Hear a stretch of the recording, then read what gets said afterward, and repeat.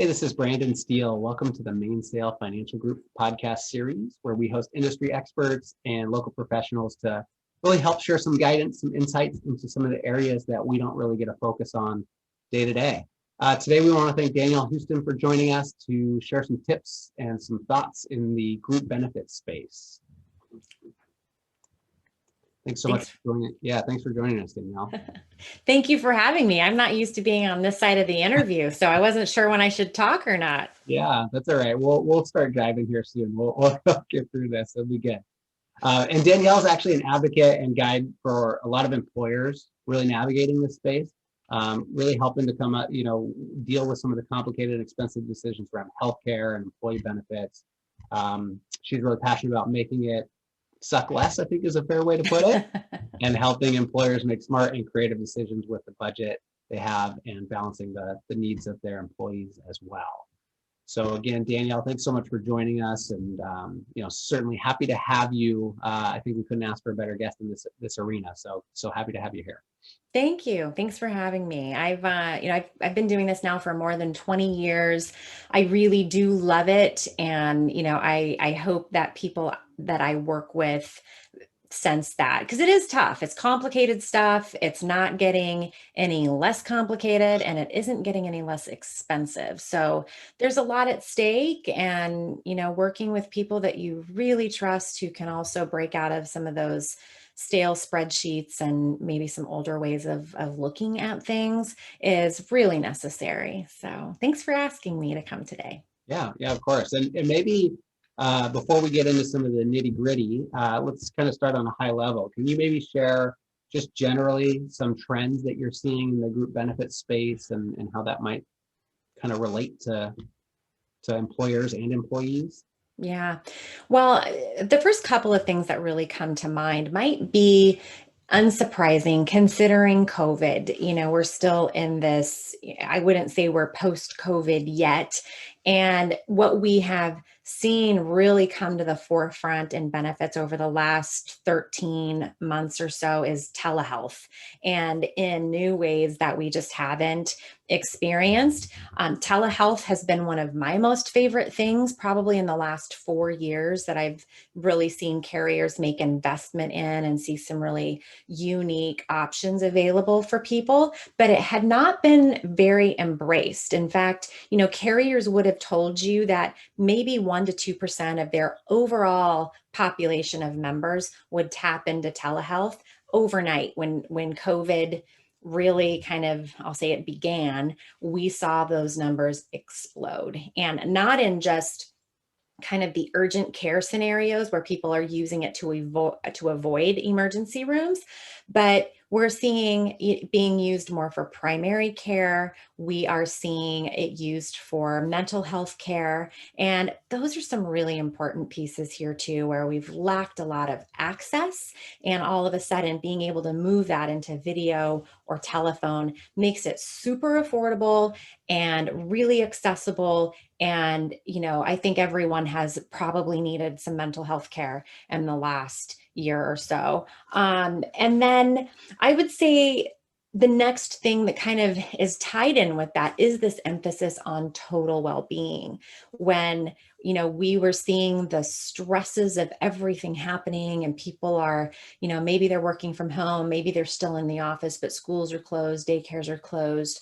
All of that has really opened up a lot of conversation with employers to find out what is in their benefits that can really help the whole family, and not just, the wellness program that's going to help somebody stop smoking or making sure that they're walking enough steps every day, but really addressing our mental, emotional, financial well-being and putting tools in place to do that.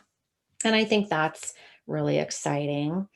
The third one is pharmacy. And, that one has been significant. It continues to be a really big part of an employer's spend in their healthcare.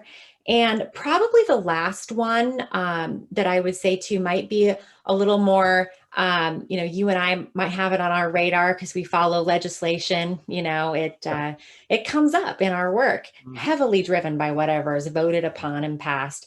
And here in Washington State, we are just seeing this trend, especially in the last couple of years, of policymaking and initiatives that, they are good initiatives at heart. I want to say that these things like funding public health, they are important, but the trend is to do it in such a way that it imposes taxes and fees inside what is truly the employer's health plan and solely funded off of employer health plans. So I find that really concerning.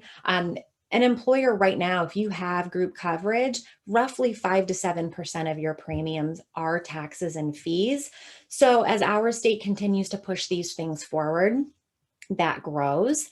And, then of course, too, we're seeing premiums, the state will call them premiums. I think we call them taxes, but they're using these payroll taxes to also fund benefits like disability or long-term care, which I know we're going to talk about. So I hope that, business owners in particular will take more of a front seat in paying attention to these healthcare things that are happening in Olympia and federally, because they do impact, how much their health insurance premiums are going to cost. Okay. Yeah, and I definitely want to get into more detail on long-term care front, but just real quickly, are some of those things you're referring to like that Washington State Long-Term Care Trust Act, for instance? Okay. Yes. Okay, we'll talk more about that here soon, but yeah, that is an exciting change, isn't it? Yes. Yes. Okay, well, and I'm really glad you started with the health insurance, because I think that's where we all kind of think when we think of group benefits. So I guess I'm curious, and maybe this trends tie into this a little bit to some degree as well, but there's been a lot of plans opening up with HSAs, and you have to have a high deductible plan to do so. And I'm just kind of curious your thoughts on HSA accounts in general and how that may relate to some of the stuff you just shared. Yes. HSAs, I personally love them. I also know they aren't for everyone. Having that high deductible health plan and a health savings account attached to it really is good for people who will put money and save money into the account and leave it there. And not everyone is able to do that. And often, we see an HSA rolled out to populations of people that simply can't afford it. And we know when that happens, people then don't get care. So it's important, if we really want to create sustainability, we need people to be able to afford some basic health care. But for those who can't afford it, I think it is such a powerful way to keep saving for retirement and take advantage of tax savings. We don't have very many opportunities anymore for those tax savings. So HSA is valuable. And so, if you'll save for it, if you will spend the time to really look at what your family needs and uses on a regular basis and commit yourself to being a consumer who will do some homework, it can work so well for you. Okay, I think that's great. I think that's generally what we discussed as well. Like, start with you, whether or not the high deductible works, and then if so, the HSA is a good tool. Because to your point, I mean, it's the only thing out there that if used right, can never be taxed. So it can be powerful, but. Right. And I will use myself often as an example when I'm talking with employers and their employees. It took me as a professional probably a year of being on an HSA before I felt really comfortable being the consumer attached to it, shopping around for things. And shopping around for things has been made much easier with technology. But I've been on an HSA now for more than 15 years, and I have a great nest egg that I've saved there. And I bought my first Amazon share with surplus money that was in my HSA. So there are so many things you can do with those dollars to be smart with it that I think a lot of people don't tap into unless they're working with someone like you, or, maybe they've had a broker like me come out and say, did you know that you can do this with your banking? So there's a lot of potential there. Yeah, that's great. I'm going to switch gears here a little bit and talk more on the I don't want to say more traditional benefits, but the other side of the benefits. So let's start with like life and disability, for instance, and just kind of curious about your thoughts on what to watch out for there, like how those benefits work in general, and some nuances you may see in that space. So on the group side, one of the things that we talk about pretty frequently is, as an employer, if you have a fixed budget, and of course you do, deciding where to allocate those monies for your, traditional benefits is really important. And from my perspective, I always advise, spend it on your medical, life insurance, and disability. Those are the things that are going to save your house and protect your family if the worst thing happens. And as a group, when you offer life and disability insurance, you get so much flexibility to offer to people where they don't have to go do health screenings to qualify. We see guaranteed issue amounts, meaning that, for an example, you might be able to know for sure that you can have $100,000 of life insurance up front without having to answer any health questions. That's really powerful, especially for people who may be a diabetic and would never maybe be able to go get their own life insurance as an individual out in the private individual market. So that's a powerful way, I think, for an employer to care for their people. And it's the same with disability. You offer it on a group basis and people don't have to answer health questions, but it's important that you understand your contract, understand what pre-existing conditions are for your disability, understand your salaries, because often, especially if you have higher income earners, a group disability plan might take care of 85% of the population, but you might have some other folks who are really left with some exposure of where their income continues after a group disability benefit starts. So, it's important to get into some of those little details that are often buried in the fine print, or that you don't find out until there's someone who has a claim, and then they're upset because it's not quite what they thought it was going to be. Yeah, that's really good stuff, especially on the disability front. There can be a lot of that. Yeah. In there, so. And I would say too, the other thing with disability that we've seen, because Washington State did the paid family medical leave, and that just went into effect in January of 2020, it was a mess. I mean, there is no other way to call it. It was messy. I expect it still is. But a lot of employers dumped their short-term disability because they didn't want to duplicate the cost. And I think there was a lot of optimism that, the state would pay claims as fast as they said they would and all of that. And I would actually advise a lot of employers to take another look at that.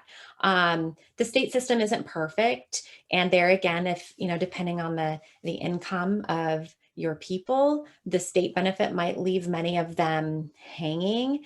And if the benefits aren't paid quickly anyway, that's a whole separate problem. But those short-term disability premiums have dropped so dramatically now, in knowing that it will be supplemented by a core state benefit, that you can really easily enhance that and make sure people have protection for that, 60 to 90-day period.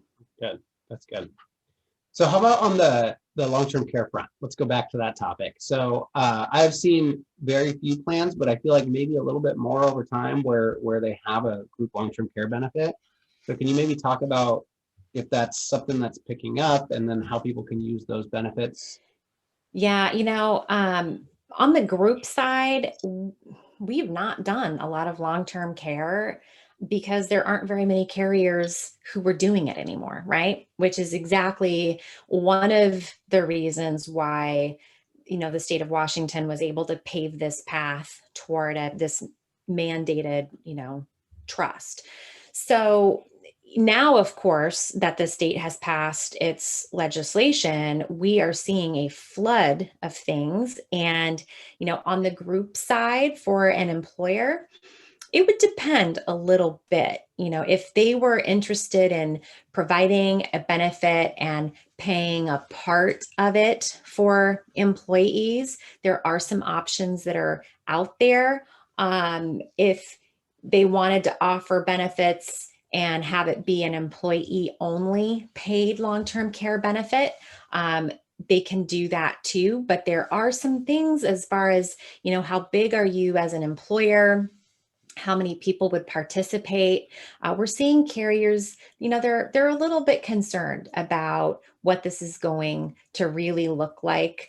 And, as far as Washington State goes, if people who are listening aren't aware, this tax will start this coming January, and you only have one opportunity to opt out. So you have to have a long-term care policy in place, or a life insurance benefit that has a long-term care rider or something like that, prior really to October 1st, in order to meet that November 1 deadline requirement from the state. So time is precious here, and you can probably speak much more effectively to how that individual policy would go, but I'm assuming health screenings and a decent amount of time to be able to get something in place. Yeah, it usually takes a little while, especially for that type of policy. How many weeks do you think it normally takes for an individual to be able to seek something out like that and actually have it live? It really depends on health for the most part, and the doctor and how quick they are to send stuff. But like 4 weeks is pretty quick, so Yeah. 2 months typically around there. Yeah. Yeah. Well, we're definitely encouraging people to be very quick about exploring their options and making decisions. The long-term care benefit is not going to be portable. And if you are a W-2 employee in this state, you are going to see that tax, and it's 0.58% of every $100. There's no cap on that. And, if you pay more into the system, that does not mean that you have a richer long-term care benefit if you need it. So it's a flat lifetime benefit, and there will be strings attached to that. And I think for folks who are either, young and thinking about, paying into a long-term care benefit now, maybe or maybe not, it makes sense. But certainly if you're thinking that you're going to maybe retire somewhere else, or you have plans to, move at some point, I don't know. There's a lot of reasons to really evaluate your options. Yep, absolutely. I think that's definitely good advice on that front. You mentioned a word in there, portability, and I know you were talking about from state to state, but I want to talk about how that relates to group benefits too. So you gave me the perfect segue here. Good. So with life, disability, long-term care benefits, if you do have those as part of your group as an employee, what are your options when you leave that group? Can you take them with you? What does that look like? That kind of thing. It depends. And therein, another really good reason for an employer to really know what your contract says about those things. I will say that generally speaking, your life insurance and your long-term care can be portable. But usually it also means that if you leave your employer, you don't get to keep those group discounted, larger pool buying rates. You're typically going to see that carrier re-rate those policies like you're an individual. So, and again, I'm going to use this word a lot. Typically, those premiums for those plans do go up quite a bit. So people typically find it's a good time to look for other alternatives as an individual, like you said, based on your health and some other screening things, there are likely some better options. Disability insurance is something that's not portable. Almost never is it portable. It's typically the very day that your employment ends, so does your disability insurance. So, doing something as an individual, working with a financial planner, that's usually the best way to really make sure you have some good protection in place. Okay, perfect. And then I want to ask you one more question before we start to wrap up, if you're good on time. Yeah. Okay. So A lot of times we encourage our clients to look at the legal benefits that they may have through an employer. And it's kind of hit or miss, but I'm curious, like from your perspective, is that something that you see very often, and how people can make sure or find out if they have those benefits available to them to handle wills and some basic estate planning documents? Yeah. So a lot of employers offer employee assistance plans, and they might call them an EAP for short. Those plans very often will have some kind of benefit in place to help you prepare a will or, some other estate planning, either at a discount or sometimes at no cost if it's pretty simplified. So asking about those EAP benefits is really important. And sometimes I do see employers sometimes offering the legal benefit. But often I would say when those are offered, not very many employees will buy them. They're not no one's planning on dying. No one's planning on getting divorced. And that's, I think, how they sometimes will promote some of those benefits. So people miss them. But if you have an EAP, you probably have some good help. Okay, great. This has been awesome. I think this will be really helpful and a good kind of compliment for a lot of our audience. So thanks so much for joining us today. Good. Thank you for having me. I always like talking to a fellow podcaster and sharing ideas and seeing how creative you are too, and getting out and helping people understand the importance of planning and how all of this works together. Yeah, I think you definitely did that. So thanks again for joining. And if anybody wants to reach out to you or has any questions for you, is there a way they can get in touch? LinkedIn is fantastic. And I also have a website, daniellehuston.com, and you can connect with me there too and even schedule some time. Awesome. Well, thanks again, Danielle. Thank you. And if you have any questions for us, you can email us directly, info@mainsailfg.com.